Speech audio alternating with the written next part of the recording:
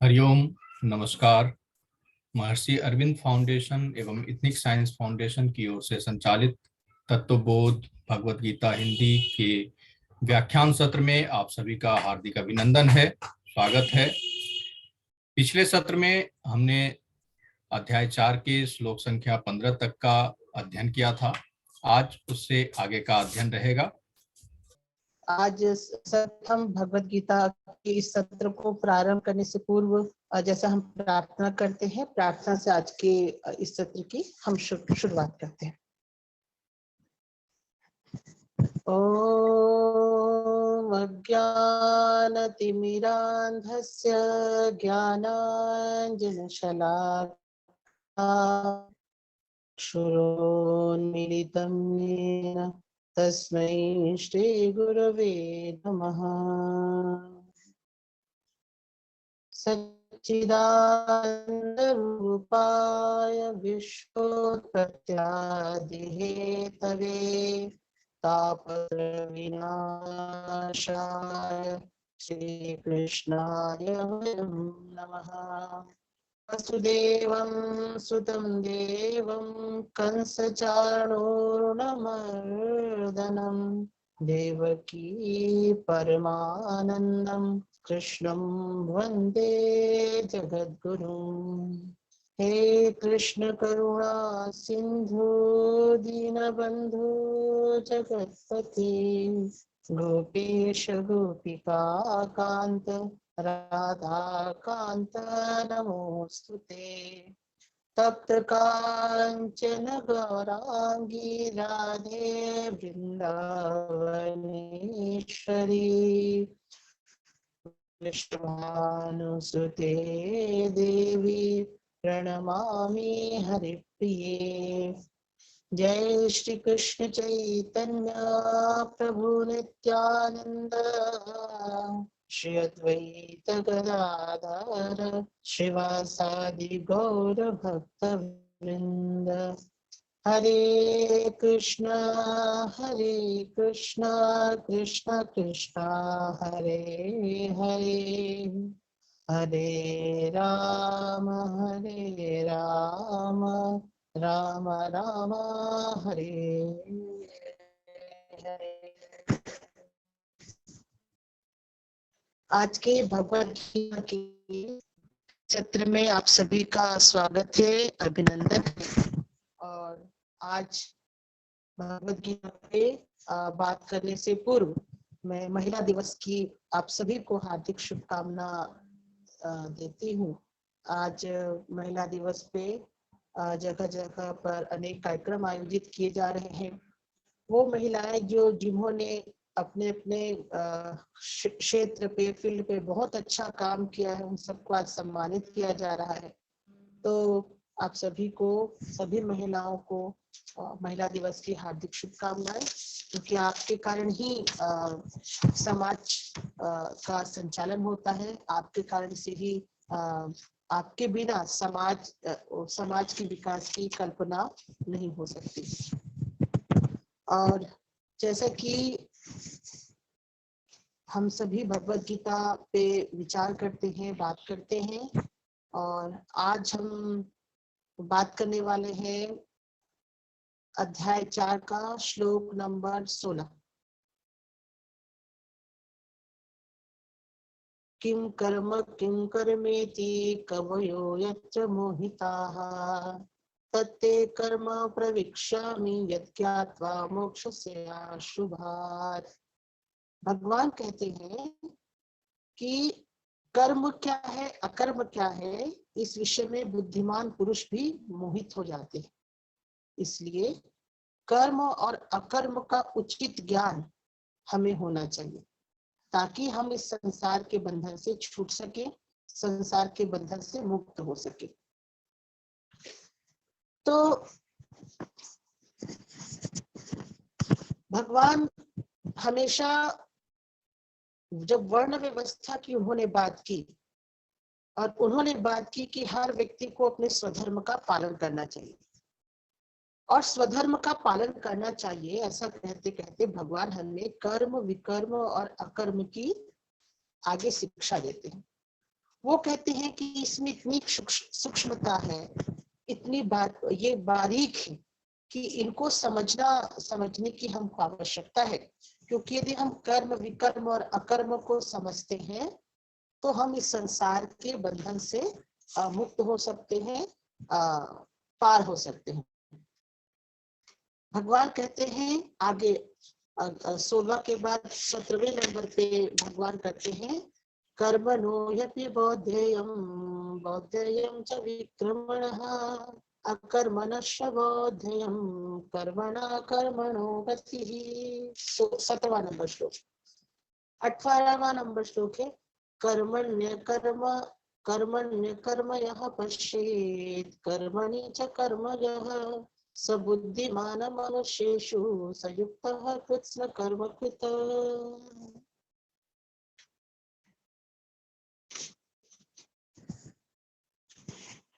तो भगवान कहते हैं कि कर्म को, अकर्म को और विकर्म को, तीनों चीजों को सूक्ष्मता से समझने की आवश्यकता है, जरूरत है। जरूरत इसी कारण है क्योंकि ये आध्यात्म का जो पथ है, आध्यात्म का जो रास्ता है, वो बहुत ही दुर्गम है, बहुत ही कठिन है। और हमेशा आध्यात्म के रास्ते पे यदि हम आगे बढ़ते हैं या हम आध्यात्मिक जीवन में आगे बढ़ना चाहते हैं तो हमको हमेशा एक मार्गदर्शक की आवश्यकता होती है, एक गुरु की आवश्यकता होती है, एक मेंटोर की आवश्यकता होती है, एक ट्रेनर की आवश्यकता होती है। क्यों आवश्यकता होती है? क्योंकि जो आध्यात्म का पथ है बहुत ही दुर्गम है, बहुत ही जटिल है और बहुत ही कठिन है। तो अब हमें क्या करना चाहिए?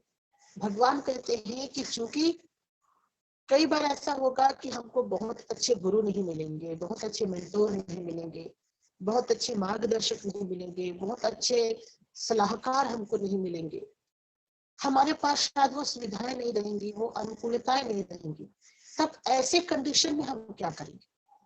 तब ऐसे कंडीशन में जब हमारे पास यदि कोई मार्गदर्शक नहीं है, कोई गुरु नहीं है, कोई उपाय नहीं है, तो हम भगवत गीता के सिद्धांतों के आधार पे यदि हम अपने जीवन को गढ़ते हैं, यदि हम अपने जीवन को चलाते हैं, यदि हम अपने जीवन को ले जाते हैं तो हमारे जीवन का परम परिणाम होगा। इस कारण भगवत गीता भी हमारा एक गुरु के जैसा ही गुरु ही है हमारे लिए।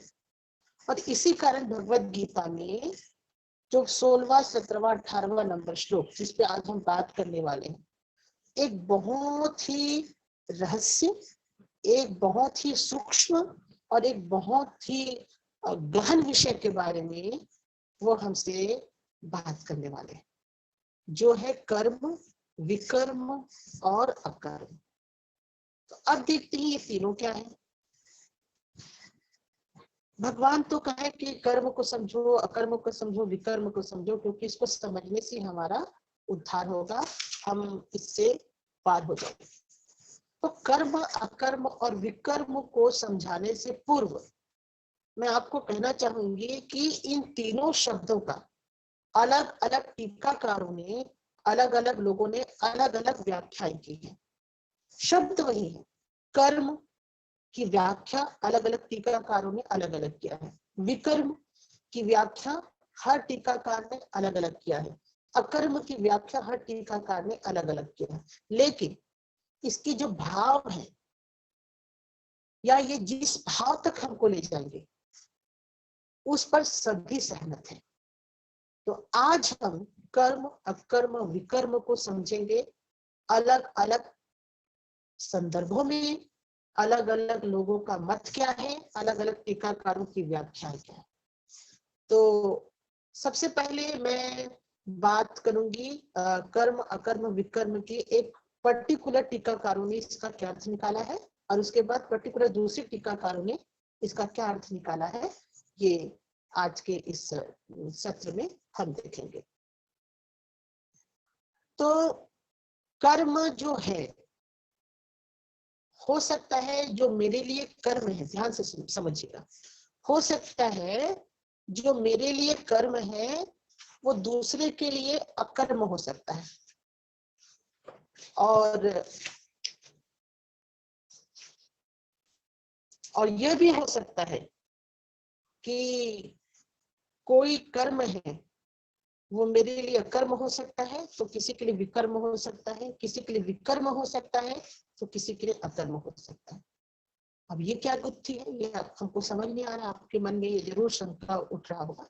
इसको बहुत सरल शब्दों में मैं कहूँ कि मेरे लिए जो कर्म है, संभवतः हो सकता है कि वो दूसरे के लिए विकर्म हो, या संभवतः ऐसा हो सकता है कि वो तीसरे के लिए अकर्म हो, मेरे लिए कर्म हो। तो इसको मैं एक उदाहरण से मैं आपको समझाना चाहूंगी। जैसे कि तीन मित्र हैं, तीन मित्र हैं, तीन फ्रेंड हैं, और एक फ्रेंड की मृत्यु हो गई, मौत हो गई। तो दोनों जो फ्रेंड हैं, बाकी जो दोनों फ्रेंड हैं, मित्र हैं, वो उसके घर जाते हैं। तो देखते हैं कि उनके जिस दोस्त की मृत्यु हो गई थी, जिन दोस्त की मौत हो गई थी, एक मिनट रखिएगा।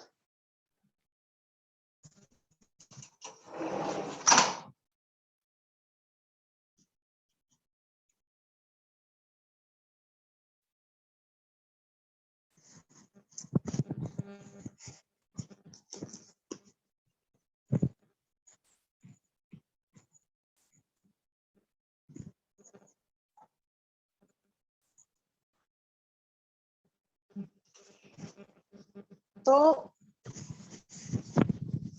तीन मित्र हैं, एक मित्र की मौत हो गई और बाकी दोस्त जो उनके दोस्त हैं वो उनके घर गए और जाकर देखते हैं कि उनकी जो भाभी है रो रही थी। तो दोनों दोस्त बोलते हैं कि हमारे रहते आपको कोई टेंशन लेने का जरूरत नहीं है। आपके पति हमारे बहुत अच्छे दोस्त थे, उनकी मृत्यु हो गई, लेकिन आप टेंशन लेने की जरूरत नहीं है। हम दोनों आपका ख्याल रखेंगे। तो अभी यहाँ पे जब वो दोनों दोस्त बोलते हैं कि हम दोनों आपका ख्याल रखेंगे, तो उसमें से एक दोस्त है, तो हमको इस घटना को सुनने के बाद हमें लगता है कि वाह कितने अच्छे लोग हैं कि उनके पति का स्वर्गवास हो गया है, और उनके जो दोस्त हैं वो बोल रहे हैं कि हम लोग आपका ख्याल रखेंगे, टेंशन मत लो। देखने में ये एक कर्म लग रहा है, ठीक है, ये एक कर्म है, बहुत अच्छा कर्म है कि किसी की मृत्यु हो गई तो आपने उनकी जो विधवा पत्नी है उसको आपने कहा कि आप अकेले नहीं हैं, हम आपका सहयोग करेंगे। ये प्रथम दृष्टि से तो अच्छा लग रहा है, कर्म लग रहा है। लेकिन यदि मैं कहूं कि उसमें से एक दोस्त की जो नीयत है वो खराब है, वो उनकी पत्नी को कुदृष्टि से देखता है, और एक दोस्त है उनकी नीयत खराब नहीं है, वो सच में उनका हेल्प करना चाहता है। तो सोचिए, दोनों तो सेम कर्म कर रहे हैं, ठीक है, दोनों उनकी विधवा पत्नी का सहायता कर रहे हैं, पर एक जो सहायता कर रहा है उसके पीछे उसकी नीयत खराब है, और दूसरा जो सहायता कर रहा है उसके पीछे उसका नीयत खराब नहीं है। तो ये इसके माध्यम से हम कर्म और विकर्म को समझ सकते हैं। तो जो पहला दोस्त है जिसका नियत ठीक है, साफ है, पाक है, पवित्र है, और वो अपने दोस्त की विधवा पत्नी की सहायता कर रहा है, यह है कर्म, इसे हम कहेंगे कर्म, ठीक है। और दूसरा संदर्भ है कि एक और दोस्त है जो अपने दोस्त की विधवा पत्नी की सहायता कर रहा है, लेकिन उसकी नीयत खराब है। वो समझ रहा है कि इसका सहायता करूंगा, इसको अपना गुलाम बनाऊंगा, अपने एहसान तले दबाऊंगा, और अपने अंदर में जो खराब भावनाएं हैं उन इच्छाओं की मैं पूर्ति करूंगा। ये दूसरा दोस्त है। तो दोनों दोस्त ही सहायता कर रहे हैं अपने मित्र की विधवा पत्नी का, पर एक दोस्त की नीयत पाक है, साफ है, और दूसरे दोस्त की नीयत खराब है। तो एक दोस्त का जो कर्म है, और जो दूसरे दोस्त का जो कर्म हमको अच्छा तो लग रहा है, सहायता कर रहा है, पैसे दे रहा है, सपोर्ट कर रहा है, लेकिन इतना होने के बावजूद भी वो विकर्म है। तो मुझे लगता है कि आप इसको समझ गए होंगे कि जब हम कोई कर्म करते हैं और कर्म करते हैं तो उसमें जब हमारी सद्भावना होती है तो उसे कर्म कहा जाता है। और सेम वही कर्म यदि हम करते हैं और उसमें हमारी सद्भावना नहीं होती तो वो विकर्म कहलाता है। और जो विकर्म है हमको बंधन में बांधता है, और जो कर्म है हमारे चित्त को हमको शांत करता है, हमको बहुत अच्छा हमको हमारे जीवन को आगे प्रगति में ले जाता है। तो ये कर्म था, और दूसरा था विकर्म था, मतलब विपरीत कर्म। और अकर्म क्या है, अब इसको मैं दूसरे उदाहरण से मैं समझाती हूँ। एक और उदाहरण हम देखते हैं कि एक व्यक्ति को तत्काल ब्लड की आवश्यकता है। उसका एक्सीडेंट हो गया, दुर्घटना हो गया, एक्सीडेंट हो गया, उसको हॉस्पिटल में हॉस्पिटलाइज हो गया, हॉस्पिटल के बेड में वो पड़ा हुआ है। अचानक डॉक्टर का कहना है कि उसको ब्लड की जरूरत है, और हम तक पता चलता है कि एक व्यक्ति हॉस्पिटल में पड़ा हुआ है और उसको बेड का जरूरत है, मतलब उसको ब्लड का, रक्त का जरूरत है। और हम जो है सोचने लग जाते हैं कि रक्त दूं कि नहीं दूं, यदि मेरे शरीर से ब्लड निकल जाएगा तो मैं कहीं कमजोर तो नहीं हो जाऊंगा, यदि मैं अपने शरीर से ब्लड निकाल देता हूँ तो कहीं मेरे अंदर वीकनेस तो नहीं आ जाएगा। ऐसा करके मैं सोचने लगती हूँ, और ऐसा करते करते करते करते बहुत समय निकल जाता है। सोच ही रही हूँ, ऊहापोह में हूँ कि ब्लड, रक्त देना चाहिए कि नहीं देना चाहिए, रक्त देना चाहिए कि नहीं देना चाहिए। और आधे घंटे के बाद, 1 घंटे के बाद मैं सोचती हूँ कि रक्त तो देना चाहिए।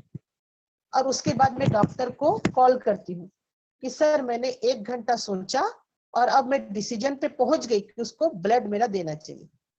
तो डॉक्टर साहब बताते हैं कि जो रोगी है उसकी मृत्यु हो गई, जो एक्सीडेंट हुआ था उसकी मृत्यु हो गई है। तब ये क्या है, वस्तुतः मैंने कर्म किया, मैंने सोचा कि उस व्यक्ति को खून देना चाहिए कि नहीं देना चाहिए, और ऐसा करते करते मैंने 1 घंटे के बाद डिसीजन लिया कि मुझको खून देना चाहिए।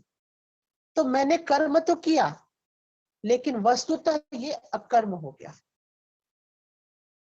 वस्तुतः ये अकर्म हो गया। तो क्योंकि मैं उसका सहायता नहीं कर पाई, क्यों नहीं कर पाई, क्योंकि मैं लगातार सोच रही थी कि उस व्यक्ति को सहायता करूं कि नहीं करूं, और सोचते सोचते मैं 1 घंटे के बाद सोचती हूँ कि सहायता करनी चाहिए, मेरे अंदर में सद्भावना आती है। लेकिन उस 1 घंटे में उस व्यक्ति का देहांत हो जाता है, निधन हो जाता है, तो यह अकर्म है। तो यही समस्या अकर्म के साथ भी है। मैं ध्यान में बैठा हूं, यह अकर्म है। इतने में कोई आकर मेरे गुरुजनों का अपमान करता है, मेरे सीनियर का अपमान करता है, मेरे गुरु का अपमान करता है, फिर भी मैं अपनी निष्ठा का दिखावा करते हुए ध्यान करता हूँ, फिर भी मैं अपनी निष्ठा का दिखावा हुआ ध्यान करती हूँ, तो मेरी यह दशा मेरे लिए अकर्म विकर्म हो जाएगा। ठीक है, तो कर्म का मतलब होता है आपका सहज कर्म, विकर्म का मतलब होता है कि आपने सद्भावना के साथ कर्म को नहीं किया, गलत भावना के साथ कर्म किया। और अकर्म का मतलब होता है कर्म नहीं करना। तो मेरे ख्याल से आपने कर्म को, अकर्म को, विकर्म को समझ गए होंगे, मुझे कंफर्म। ये जो व्याख्या है पर्टिकुलर एक प्रकार के टीकाकारों की व्याख्या की। तो उनका क्या संदेश है, उनका संदेश यह है कि हमें कर्म करना चाहिए, विकर्म से बचना चाहिए। अकर्म में तो कर्म ही नहीं होता। हम सोचे लेकिन हम ब्लड तो दे नहीं पाए, रक्त नहीं दे पाए, और उस व्यक्ति की मौत हो जाती है। तो अकर्म में तो कर्म नहीं होता, व्यक्ति खाली पड़ा है। कर्म में कर्म होता है, और विकर्म में क्या होता है कि वो गलत काम, गलत आशा से, गलत तरीके से, गलत भावना से वो कर्म करता है। तो पर्टिकुलर इस कर्म विकर्म को बताते हुए जो टीकाकार हैं उनका कहना है कि हमें कर्म करना चाहिए, विकर्म से बचना चाहिए, और अकर्म की स्थिति ठीक है, यदि आप नहीं कर पाए तो ठीक है। अभी क्या हुआ, रूस ने यूक्रेन पे आक्रमण किया, ठीक, उसके बाद संयुक्त राष्ट्र संघ में वोटिंग होता है। तो वोटिंग में क्या होता है कि बहुत सारे जो देश हैं उनका कहना है कि रूस के पक्ष में वोट देते हैं, रूस के रशिया के फेवर में वोट देते हैं। कुछ देश हैं वो रशिया के अगेंस्ट में, विरोध में वोट देते हैं, और कुछ ऐसे देश थे जो वोटिंग से विड्रॉल कर देते हैं, हम वोट नहीं देंगे, ना पक्ष में वोट देंगे ना विपक्ष में वोट देंगे। ये आपने देखा अभी कुछ दिनों में। तो बस वही है, टीकाकारों का यही कहना है कि हमको कर्म करना चाहिए, विकर्म से बचना चाहिए, और अकर्म में तो कोई व्यक्ति कर्म करता ही नहीं। तो ये एक प्रकार के व्याख्याकारों का मत है। आपको इसमें समझ आ गया होगा। अब हम दूसरे व्याख्याकारों का कर्म विकर्म के इन चीजों को हम समझते हैं। तो दूसरे व्याख्याकारों के पूर्व जाने से पहले एक और मैं बता देना चाहती हूँ कि ये कर्म और विकर्म और अकर्म की शिक्षा भगवान क्यों देते हैं। भगवान इनकी शिक्षा इसी कारण देते हैं ताकि हम कर्म बंधन से हम बच पाए। कर्म बंधन से बच पाए, इसका मतलब क्या है? इसका बिल्कुल मतलब यह है, एकदम शांति से समझिएगा, आप ध्यान से समझिएगा कि यदि हमारा चित्त बहुत चंचल है, तो यदि हमारा चित्त बहुत चंचल रहेगा, हमारा मन बहुत चंचल रहेगा, तो हम अपने आत्म स्वरूप का जो दर्शन है वो नहीं कर पाएंगे। यदि हमारा चित्त और मन चंचल है तो आत्म स्वरूप का दर्शन कब होगा? तभी होगा जब हमारा मन, हमारा चित्त शांत होगा। ये एक थ्योरी है, सिद्धांत है कि अगर चित्त और मन शांत है तो आप अपने स्वरूप का दर्शन कर सकते हैं। अब आप सोचिए कि चित्त शांत कब नहीं होता? चित्त शांत कब नहीं होता? चित्त शांत तब नहीं होता जब हम बुरे कर्म करते हैं।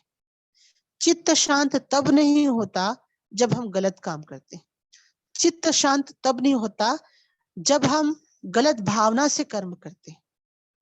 और यदि हम सहज कोई कर्म को करते हैं, कोई अच्छा कर्म करते हैं, तो चित्त में विक्षेप पैदा नहीं होता, चित्त में चंचलता नहीं उठती, चित्त में अस्थिरता नहीं आती।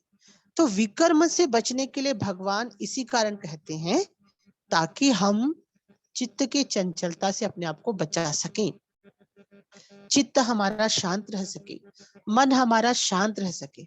और जब शांत मन होता है, जब चित्त शांत रूपी स्थिर होता है, तब आत्म चैतन्य को उसके सही रूप में प्रतिफलित करने में वह समर्थ होता है।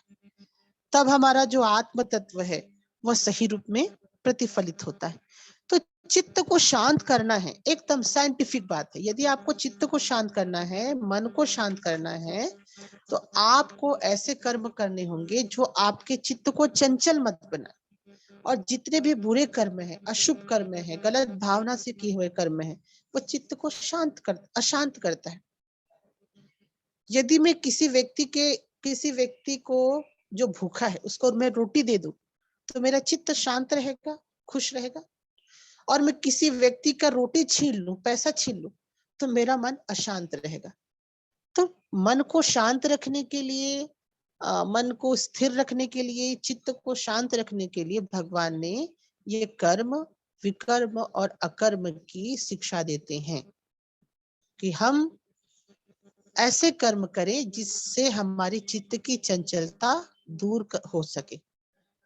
दूसरा है कि हम कर्म करना बंद कर दें, अकर्म की स्थिति में चले जाए। चित्त कब शांत होगा? या तो हम ऐसे कर्म करें जिससे चित्त शांत हो, और या तो हम कर्म करना बंद कर दें, क्योंकि कर्म से ही जो कर्माशक्ति है, फलासक्ति है, ये कर्म आसक्ति, फल आसक्ति ही तो हमारे चित्त को चंचल बनाते हैं। ये कर्मासक्ति ना हो, फलासक्ति ना हो, तो क्या हमारे चित्त में चंचलता आएगी? नहीं आएगी। तो चित्त के चंचलता को खत्म करने के लिए हमें ऐसे कर्म करना चाहिए जिससे चित्त शांत और स्थिर हो। और इसके लिए दो ही तरीके हैं, या तो हम ऐसा कर्म करें जिससे चित्त की चंचलता खत्म हो, दूर हो, या तो हम कर्म करना बंद कर दें। तो पहले उपाय को जिसमें हम कर्म करते हैं, गीता में उसे कर्म कहा गया है।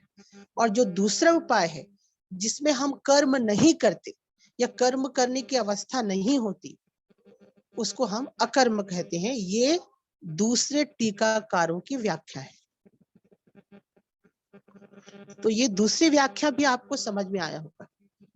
पहली व्याख्या क्या कहता है? कर्म का मतलब है अपने कर्तव्य को करना। विकर्म का मतलब होता है कि विपरीत कर्म, गंदे कर्म, गलत भावना से किया गया कर्म। और अकर्म का मतलब होता है कुछ नहीं करना, खाली पड़े रहना। ये एक व्याख्याकारों की टीका है। और दूसरे व्याख्याकारों की टीका है, कर्म का मतलब होता है कर्म करना, सहज कर्म करना। और अकर्म का मतलब होता है कर्म से परे हो जाना, मतलब एकदम स्थित प्रज्ञता तक की स्थिति को प्राप्त करना अकर्म है। तो ये दूसरे टीकाकारों का मत है, भावना है। अब हम पहले और दूसरे को एक बार और समझने की चेष्टा करते हैं, एक बार और हम उसको समझते हैं। तो विकर्म को हम एक बार और समझते हैं। विकर्म का उदाहरण ले लें। यदि कोई एक बिजनेसमैन है, कोई व्यापारी है, तो व्यापार करना उसका कर्म है। ठीक है, अगर कोई व्यापार कर रहा है तो वो उसका कर्म है। लेकिन व्यापार नहीं कर रहा है ईमानदारी से, व्यापार में काला बाजारी कर रहा है, चोरी कर रहा है, छल कर रहा है, तो ये विकर्म है। इससे व्यापारी का तो फायदा होगा। अगर आप काला बाजारी करेंगे, ग्राहकों के साथ छल करेंगे, तो आपको फायदा जरूर होगा, लेकिन ये विकर्म है, कर्म नहीं है। कर्म मतलब व्यापार करना कर्म है, लेकिन व्यापार में काला बाजारी, चोरी, छल करना ये विकर्म है। और अकर्म क्या है? अकर्म है यदि किसी व्यापारी के अंदर में आलस्य का भाव आता है, या कोई व्यापारी निठल्ला पड़ा है, या उसके कर्म में कोई स्फूर्ति नहीं, स्फूर्ति का अभाव है। जैसे यदि कोई ग्राहक आता है और कोई व्यापारी उससे ठीक से बात नहीं करता, उसको ठीक से पूछता नहीं, उसको ठीक से आदर नहीं देता, तो ये क्या है? अकर्म है, निठल्ला पड़ा है। तो कर्म, विकर्म और अकर्म। ठीक दूसरा उदाहरण यदि हम लें तो शिक्षक का उदाहरण लें। शिक्षक के लिए जो शिक्षकीय का कर्तव्य है, शिक्षक का जो काम है, वह उसके लिए कर्म है। निष्ठा से यदि वो पढ़ा रहा है, बच्चों को सिखा रहा है, तो वह कर्म है। विकर्म क्या है? घूस लेकर विद्यार्थी को उत्तीर्ण कर देना। कई बार होते हैं टीचर लोग घूस लेते हैं और विद्यार्थियों को उत्तीर्ण कर देते हैं, पेपर को लीक कर देते हैं, पेपर को आउट कर देते हैं। तो ये क्या है? इसमें शिक्षक तो कर्म कर रहा है, घूस ले रहा है, पेपर को आउट कर रहा है, तो इसमें भी कर्म कर रहा है, लेकिन यह विकर्म है। और अकर्म क्या है? अकर्म है कक्षा में नहीं आना, कक्षा में नहीं पढ़ाना, बस गप मार करके अपने पीरियड को खत्म कर देना। टीचर आया, खाली गप मार रहा है और उसका टाइम निकल गया। काम चोरी करना, पढ़ाने में काम चोरी करना, तो ये अकर्म है। यहाँ पे कोई कर्म नहीं कर रहा है, विकर्म में गलत कर्म कर रहा है और कर्म में सही कर्म कर रहा है। तो ये पहला टीकाकारों की व्याख्या है। ठीक है, तो इसमें हमको कर्म करना चाहिए, अकर्म से बचना चाहिए और विकर्म से बचना चाहिए। और जो दूसरे टीकाकार हैं उनका मतलब होता है, कर्म का मतलब होता है कि आप सही काम करें, आप सही काम कर रहे हैं, अच्छा काम कर रहे हैं, तो यह कर्म है। और अकर्म का मतलब होता है उनकी दृष्टि में कि सारे काम काज से, सारे कर्म से ऊपर उठ जाना। जैसा कि कोई सन्यासी होता है, सन्यासी के लिए कोई कर्तव्य नहीं होता। तो दूसरे टीकाकारों का मत यह है कि हमको कर्म से अकर्म की ओर जाना है, कि मैं अभी तो भले अपने कर्तव्य का पालन कर रहा हूँ, लेकिन धीरे धीरे मुझे उस अवस्था में जाना है जहां पर कोई कर्म की आसक्ति, कोई कर्म का जो बंधन है मुझको न छू पाए, वह अकर्म की अवस्था तक, मैं अकर्म की अवस्था तक पहुंच जाऊं। मतलब अकर्म में कर्म करना, अकर्म में कर्म करना मतलब यह होता है कि जैसे कोई व्यक्ति तैरना सीख रहा है, ठीक है, कोई व्यक्ति नया नया तैरना सीख रहा है तो हाथ पैर चलाता है, तो ये क्या है, कर्म करना है, हाथ पैर चला रहा है, कर्म कर रहा है। और उसके बाद उसके अंदर तैरने की इतनी कुशलता आ गई, तैरते सीखते सीखते इतना वो कुशल हो गया, इतना अच्छा वो तैराक बन गया कि एक समय ऐसा आता है कि वो हाथ पैर नहीं चलाता, पानी में चित्त लेटा पड़ा है, और उस कंडीशन में वो शांति से पानी में लेट जाता है। तो यहाँ पे भी कर्म हो रहा है। ये जो कंडीशन इसी कारण आया क्योंकि वो लंबे समय तक से, कई सालों तक से वो तैरा, इतना तैरा, इतना तैरा, इतना तैरा कि वो इतना अभ्यस्त हो गया कि वो पानी में शांत लेट के पड़ा हुआ है, चित्त पड़ा हुआ है, लेकिन वो नहीं डूब रहा है, पानी के अंदर नहीं गिर रहा है, पानी के अंदर नहीं डूब रहा है। तो इसका मतलब यह है कि उसने इतनी कुशलता प्राप्त कर ली है तैराकी में, वो तैराकी में इतना एक्सपर्ट हो गया है कि बिना हाथ पैर चलाए वो पानी में केवल पड़ा हुआ है। तो ये क्या है, कर्म से अकर्म की ओर जाना। अभी वो पानी में जो पड़ा हुआ है, हमको लग रहा है कि वो कोई कर्म नहीं कर रहा है, लेकिन असल में सच्चाई तो यह है कि वो जो कंडीशन, वो जो स्थिति उसे प्राप्त हुई है कई सालों के अभ्यास के बाद, कई सालों के अभ्यास के बाद उसको ये स्थिति प्राप्त हुई है। तो जो प्रवृत्ति है, कर्म है, उसी को निवृत्ति का सोपान माना गया है कि आप इतने कर्म करें, अपने कर्म में इतने तल्लीन हो जाएं कि वो धीरे धीरे आप अपने, आपके मन के अंदर वो अकर्म का जो भाव है, अकर्म का जो स्थिति है वो आप तक पहुंच जाए। मुझे 1 सेकंड के लिए थोड़ा ब्रेक दीजिएगा।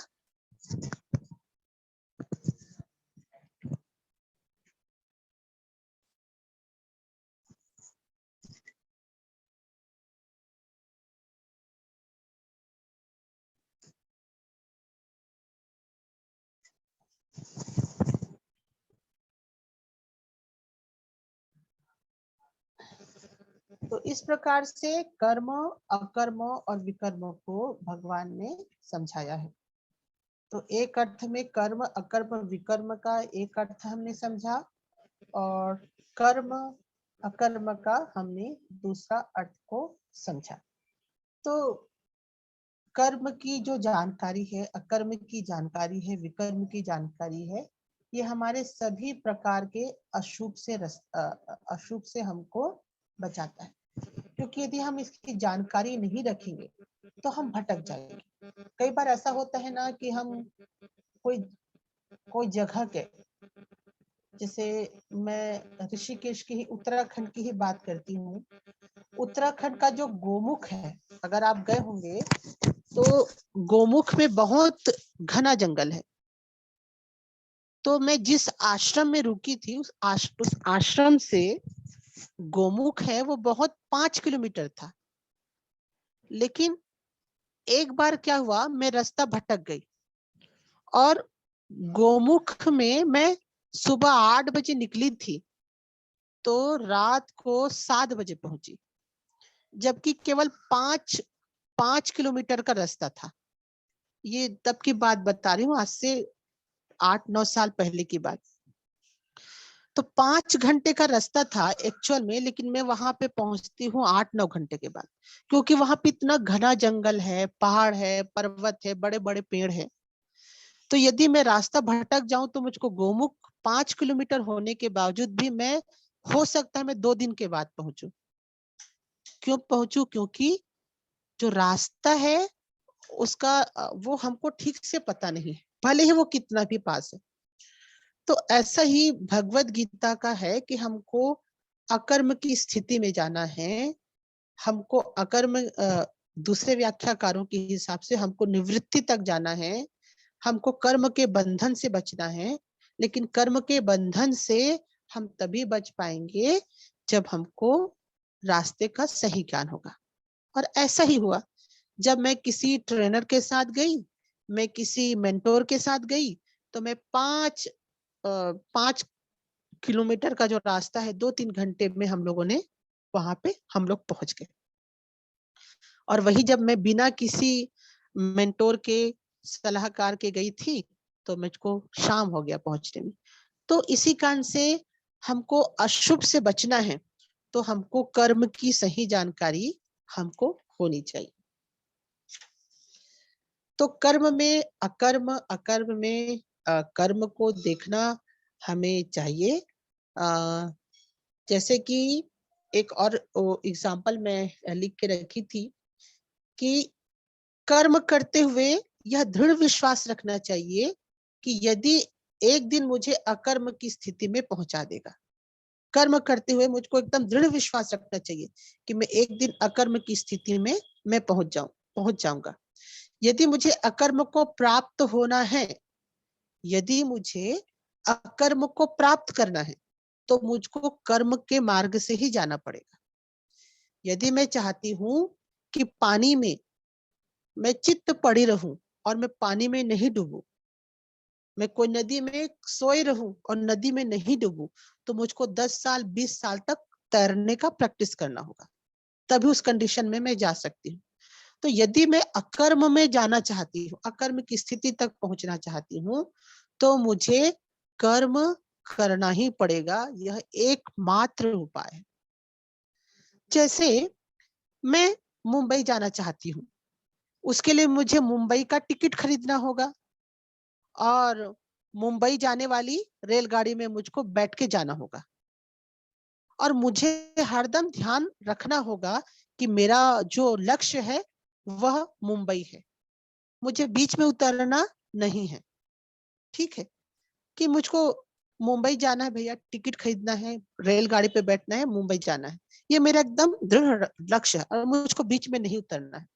तो यहाँ पे हमने क्या देखा कि टिकट खरीद कर जब आप मुंबई के ट्रेन में बैठते हैं, टिकट को खरीद कर जब आप मुंबई के ट्रेन में बैठते हैं तो यह कर्म है। और हर समय ध्यान रखना है कि मुझको मुंबई जाना है, तो हर प्रकार के विकर्म से आपको बचना होगा। विकर्म क्या क्या होगा? विकर्म होगा कि आप बीच में उतर गए, विकर्म होगा कि गाड़ी इसका चैन को आपने खींच दिए, विकर्म होगा कि आपके गाड़ी का एक्सीडेंट हो गया। तो यदि मैं टिकट खरीद करके गाड़ी में बैठा हूं, ये मेरा कर्म है, तो हम मुझको हर विकर्म से बचना चाहिए। मतलब मेरा जो ट्रेन है वो बिल्कुल नहीं रुकना चाहिए, कोई भी उसके अंदर में प्रॉब्लम नहीं आना चाहिए, मुझको भी कहीं नहीं उतरना चाहिए, किसी दूसरे स्टेशन में नहीं उतरना चाहिए। ये विकर्म से अपने आप को बचाना है। तो एक दिन हम मुंबई पहुंच जाएंगे, उस अकर्म की अवस्था तक हम पहुंच जाएंगे जहां पे कोई नहीं होता। कर्म करते समय क्रिया शून्य आत्म चैतन्य रूप का लक्ष्य का सतत ध्यान करना ही कर्म में अकर्म को देखना है। एक बार फिर से मैं बोल दूं, कर्म करते हुए क्रिया शून्य आत्म चैतन्य स्वरूप का लक्ष्य का सतत ध्यान रखना ही कर्म में अकर्म को देखना है।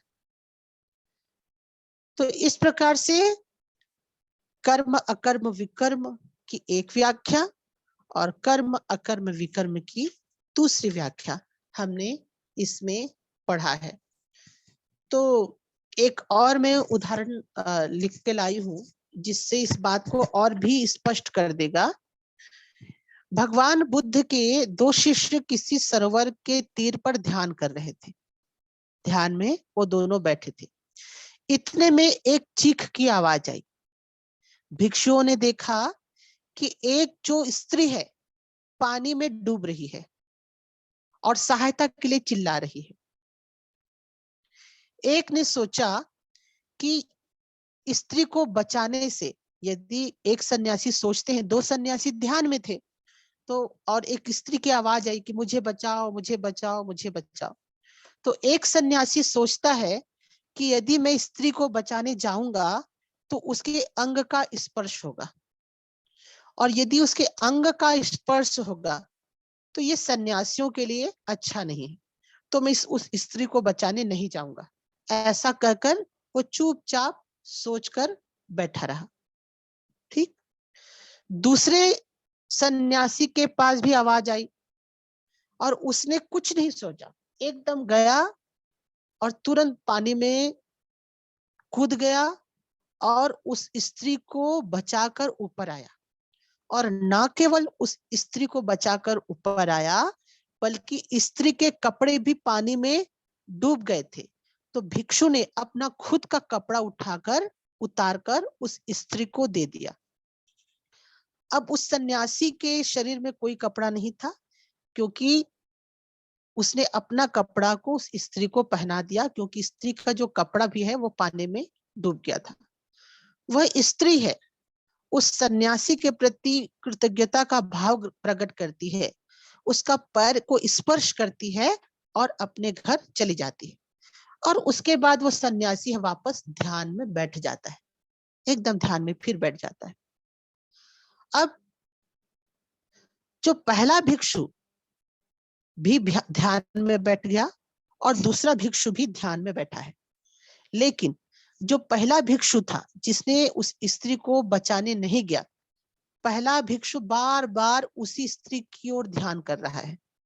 वह बार बार सोच रहा है कि मेरा साथी तो सन्यासी था, फिर कैसे वो उसको बचाने के लिए कूद गया। अच्छा, यदि वो पानी में कूद गया तो अपने अंग का तो स्पर्श किया होगा, उसने तो स्त्री के अंग को जरूर छुआ होगा। उस स्त्री को जब पानी से ऊपर निकाला होगा तो छाती से तो जरूर उसको लगाया होगा, और तो और उसने अपने कपड़े को स्त्री को पहनाया तो वह स्त्री के नग्न शरीर को भी देखा होगा। ऐसा तो ऐसे मेरे साथी को तो संघ से निकाल देना चाहिए, ऐसा वो सोचने लगा। और दूसरा व्यक्ति तो इन सब चीजों को भूल गया था जो सहायता किया था। अब पहला सन्यासी उसको बार बार सोच रहा है। वो गया, वो उस लड़की को लाया, उसके कपड़ा पहनाया, उसके अंग को स्पर्श किया। ऐसे वो रात दिन उसी बारे में सोच रहा है, इसको तो सन्यास से निकाल देना चाहिए, संघ से निकाल देना चाहिए। उसके बाद कुछ महीनों के बाद उस आश्रम में भगवान बुद्ध आते हैं। ठीक, भगवान बुद्ध आते हैं, सभा होती है। तो जो पहला साधु था वो भगवान बुद्ध को कहता है, शिकायत करता है कि प्रभु आप वो जो दूसरा सन्यासी है ना उसको संघ से निकाल दो। तो भगवान बुद्ध पूछते हैं क्यों उसको संघ से निकालें। तो पहला भिक्षु बोलता है कि उसको संघ से इस कारण हमको निकालना है क्योंकि उसने एक स्त्री को बचाने के लिए पानी में कूदा, पहली।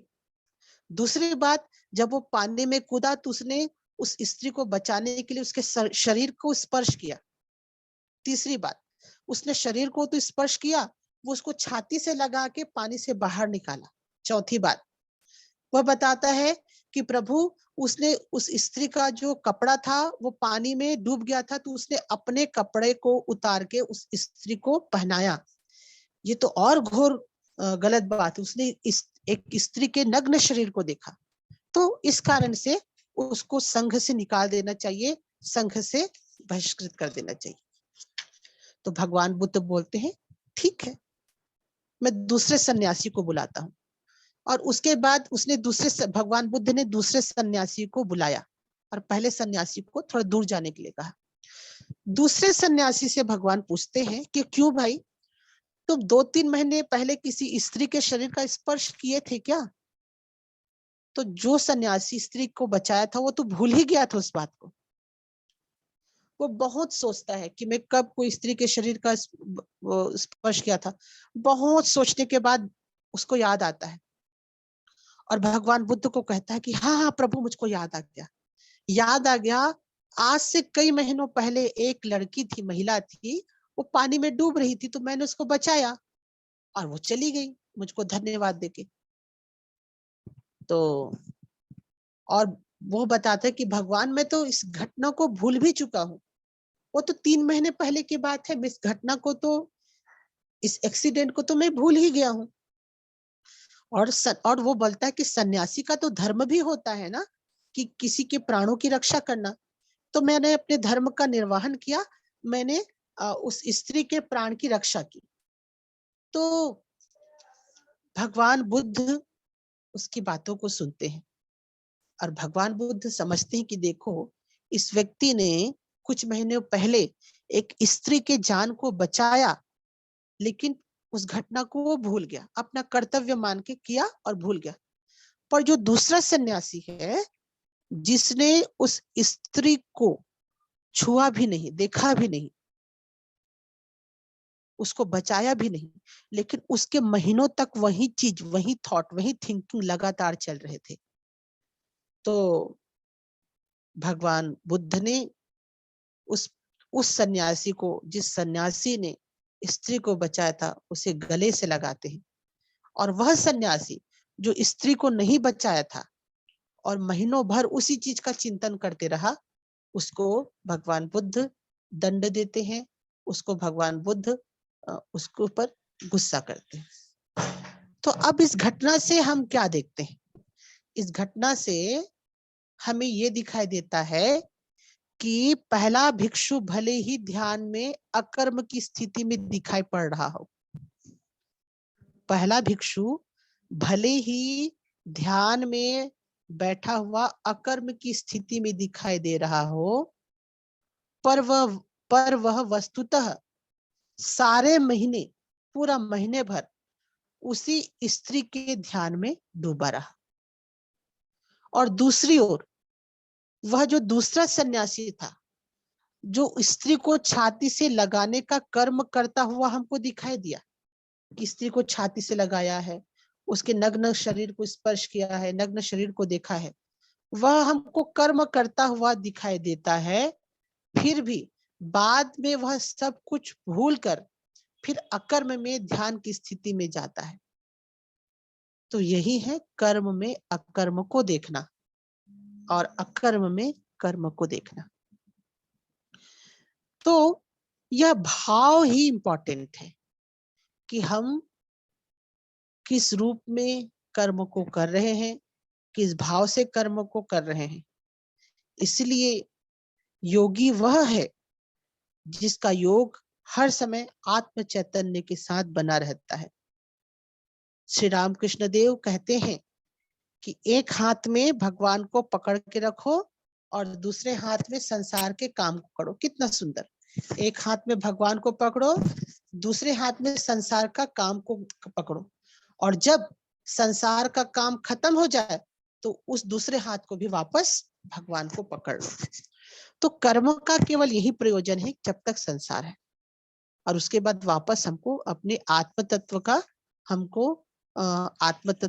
हमको हाथ पकड़ना है, आत्म तत्व के शरण में जाना है, आत्म तत्व के चिंतन में हमको लगना है।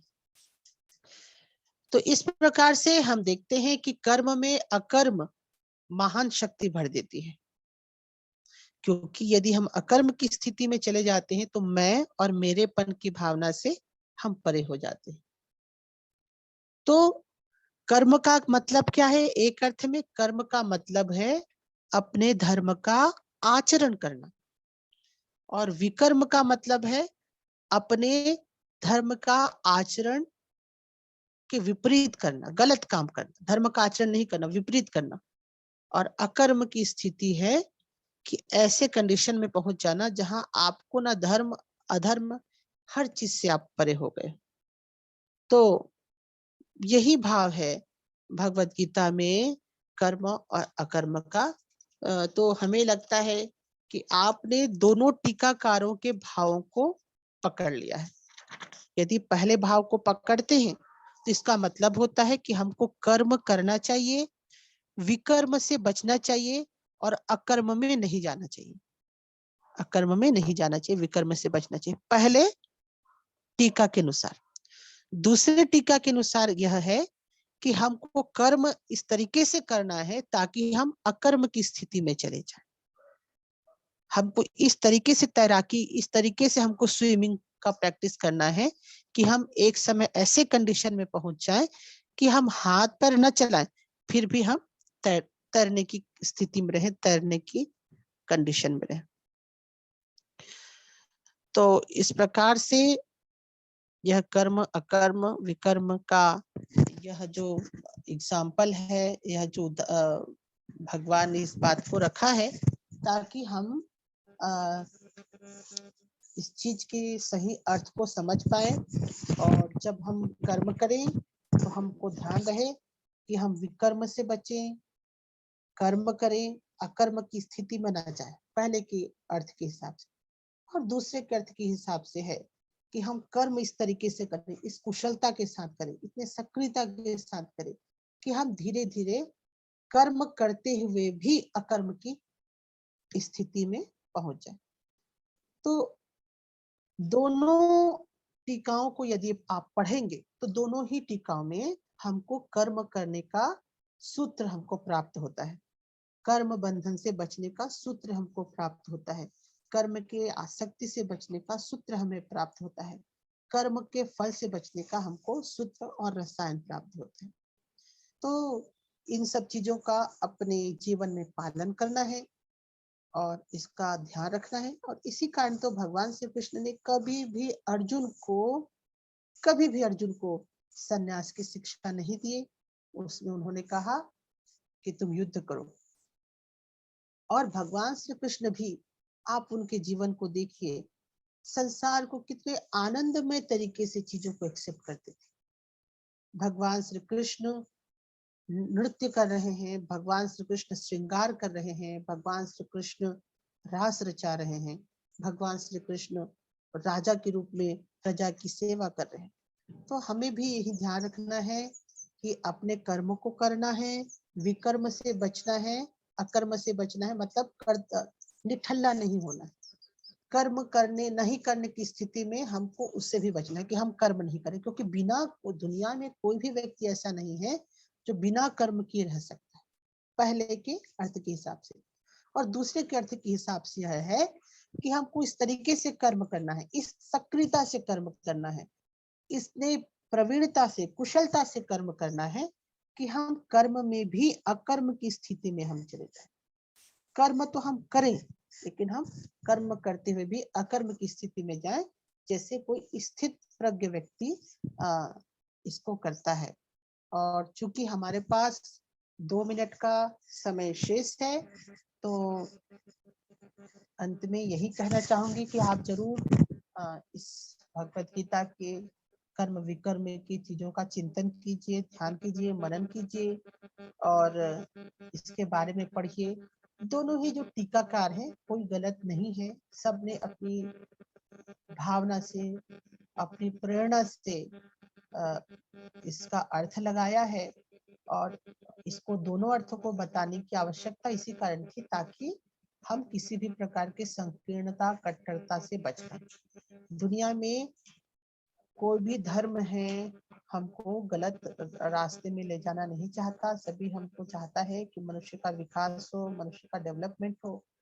तो आप जरूर इन दोनों ही भावों को, दोनों ही कर्म अकर्म विकर्म की भावों को आप चिंतन कीजिएगा, आप समझिएगा, आप इसको अपने जीवन में अमल में लाइएगा ताकि हमारा कर्म बंधन से हम छूट पाए। मन की जो चंचलता है वो शांत हो जाए, चित्त की चंचलता है वह शांत हो जाए। और आपने मुझे शांति से सुना, ध्यान पूर्वक सुना, इसके लिए बहुत बहुत धन्यवाद। और आप सभी को महिला दिवस की एक बार और शुभकामनाएं, बधाई है। हमारे देश में महिलाएं जिस तरीके से आगे काम कर रही हैं, जिस तरीके से उनका सशक्तिकरण हो रहा है, निश्चित रूप से एक स्वर्णिम भारत आने वाला है। हिंद राष्ट्र की स्थापना जरूर होगी और हम सब हिंद राष्ट्र की स्थापना के लिए यदि हम करना चाहते हैं तो महिलाओं को भी हमको सशक्त बनाना पड़ेगा। और यदि आप हिंद राष्ट्र का संविधान यदि आप पढ़ें तो आप उसमें देखेंगे कि हिंद राष्ट्र के संविधान में महिलाओं के अधिकारों के लिए, महिलाओं को सशक्त बनाने के लिए बहुत सारे प्रावधान लिखे गए हैं।